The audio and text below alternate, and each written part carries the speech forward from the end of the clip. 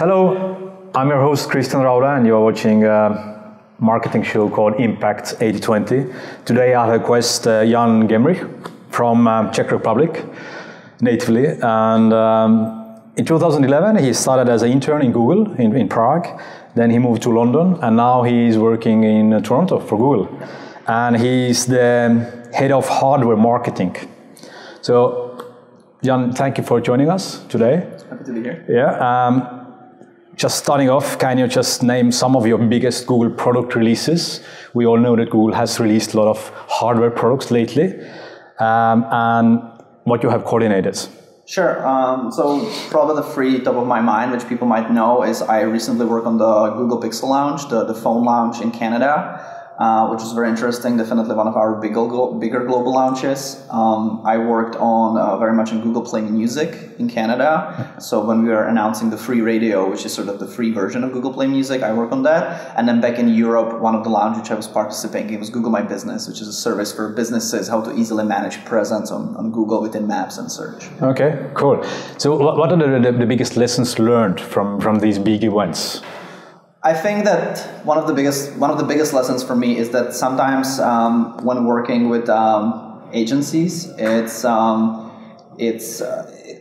sometimes difficult to really rely on them. And we are at the event conference, and a lot of people mention it here that sometimes it's really important to check on agencies, and it's really rare to find an agency who's really your partner. And to give you a specific example, we had an agency in Toronto, and we gave them two pieces of information which they were related together, but they didn't put the two pieces together, and what it meant that in the end had a damage of $90,000. Okay.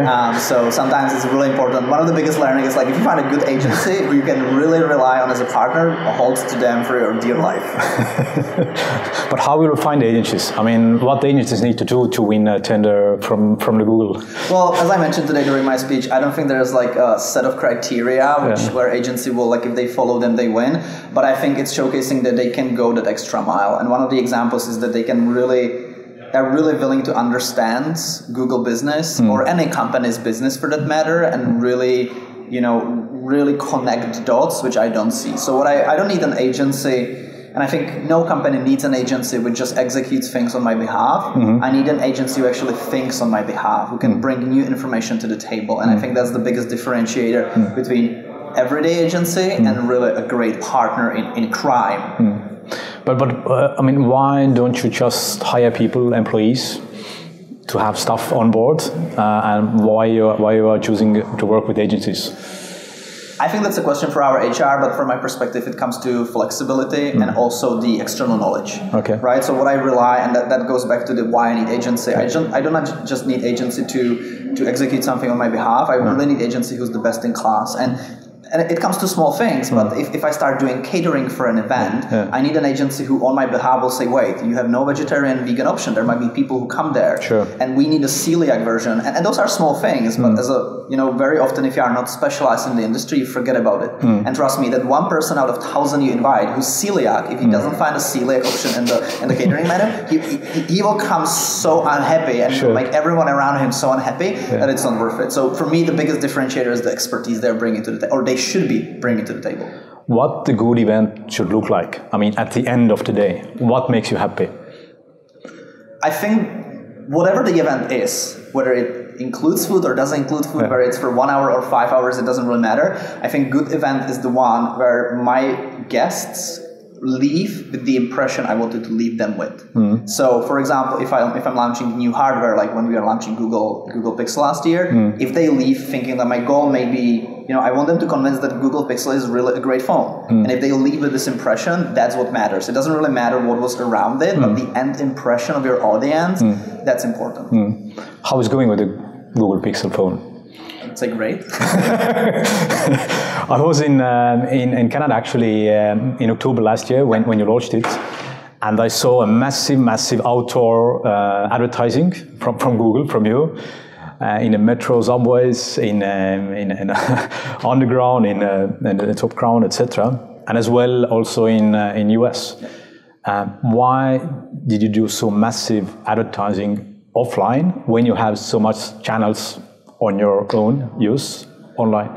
Well, I think the challenge is like you saw a few pieces of out of home, and it might make you think that our media plan was heavily skewed out of home. Yeah. When we launch products, we are a marketing team, right? So while Google is obviously is active into the media space, and yes, we have YouTube and there's Google Display Network and search, and our digital media plans are very digitally heavy. You'll be surprised, probably compared to traditional companies that are very Can you tell some percentage, for example, 70% online, 30% offline? It varies per product, but it's very much digitally heavy, and I really can't go into details. But I think the main point is that in the end, yes, we try to leverage our platforms, but we also need to do what's best for the product. So as an added marketing manager, if I believe that at a certain point in time, out of home fits well into the media plan, then I will use it. You mentioned that you're working with 11 different agencies. Yeah, probably. Yeah. Yes.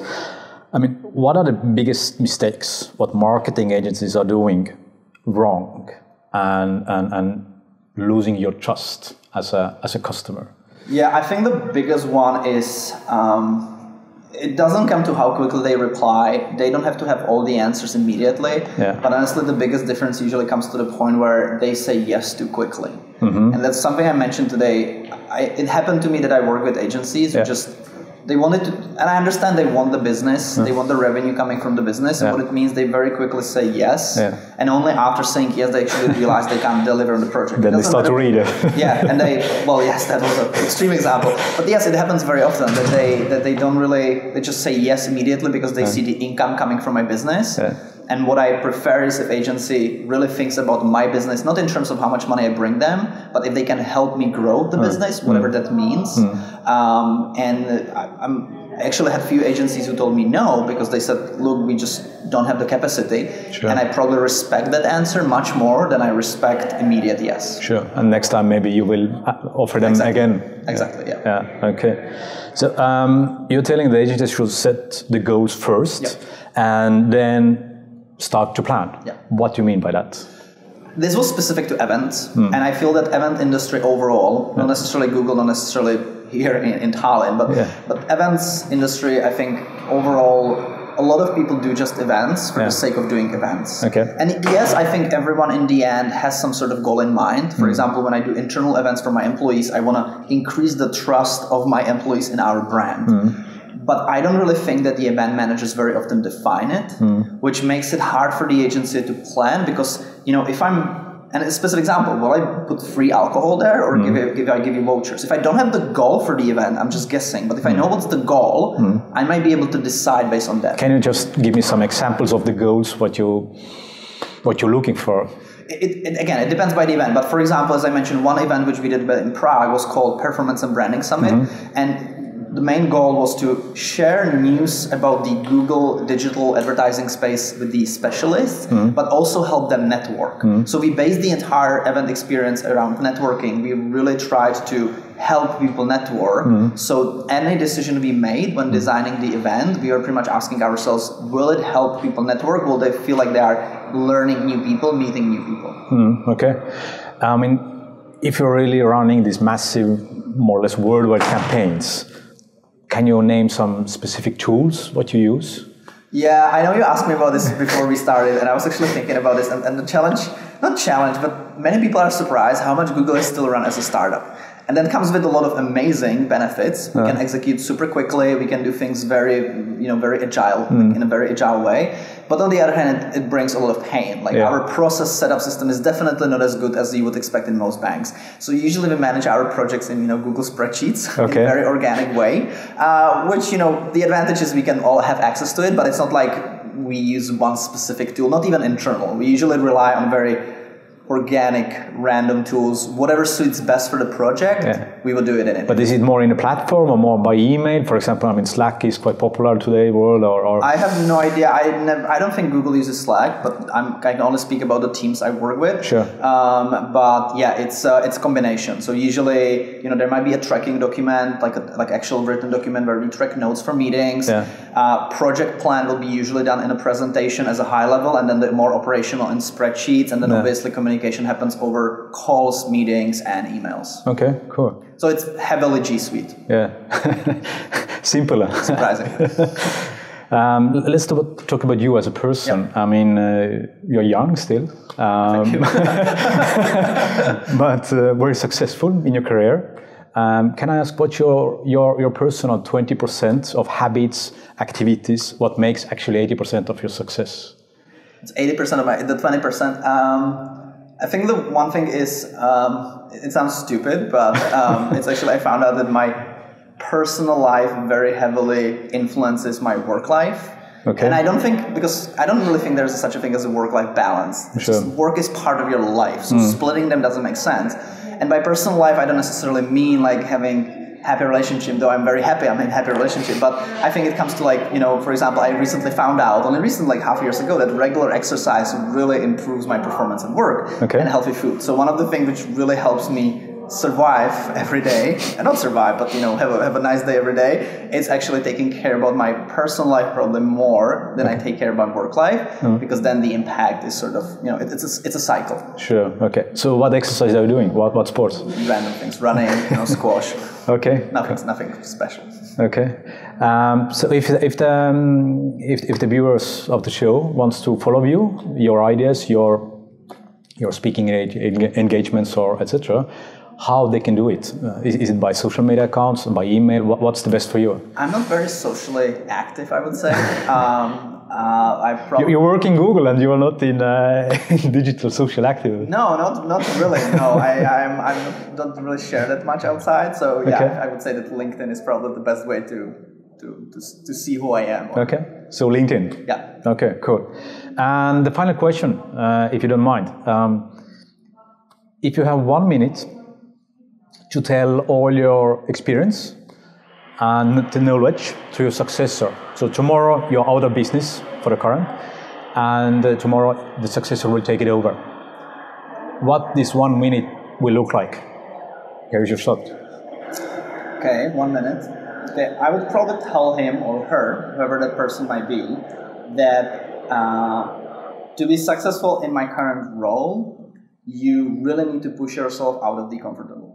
And I think one thing which people very often do is they stay in, not necessarily in the stereotype zone, but in a comfortable zone. Okay. And I was recently watching Kung Fu Panda, very deep, psychological movie. But one thing which came out of the movie is like, if you will always only try the things which you already did, you will never learn and grow. Okay. And I think that the idea of pushing yourself to new things, to trying new things, to push yourself to places where you don't feel comfortable, that where you will grow, and that will eventually help you be successful in the role, both from internal and external perspective. Okay. So in one sentence, just push yourself, not to crazy things, but just push yourself every day to do something that you haven't done it before. You don't really feel 100% comfortable. Okay, cool. Very inspiring. Thank you. Yeah. It's good for podcasts, right? It's inspiring. I mean, thank you a lot, Jan, for joining us. Yes, and also thank you for watching. If you liked the episode, just click like, subscribe definitely for our channel, and order also a newsletter from us. So see you next time.